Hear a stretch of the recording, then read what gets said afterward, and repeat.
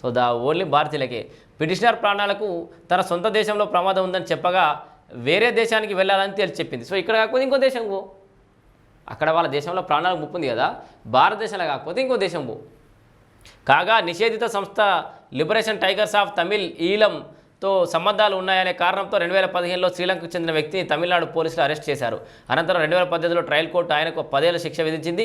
దీనిపై మద్రాస్ కోర్టుకు వెళ్ళగా శిక్షను 7 ఏళ్లకు తగ్గించడమే కాక శిక్ష అనంతరం దేశం విడిచి వెళ్లాలని తీర్పు వెల్లడించింది. అయితే తనకు చట్టబద్ధమైన వీసా ఉందని, స్వదేశంలో ప్రాణానికి ముప్పు ఉన్నందున ఇక్కడే ఉంటానని, కాబట్టి తనకు ఆశ్రయం కల్పించాలని సుప్రీంకోర్టును ఆశ్రయించాడు.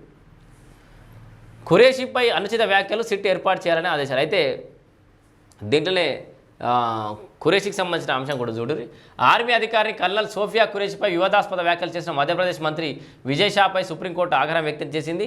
ఆయన చేసిన వ్యాఖ్యలు సిగ్గుతో తలవంచుకునేలా ఉన్నాయని మండిపడింది. తన వ్యాఖ్యల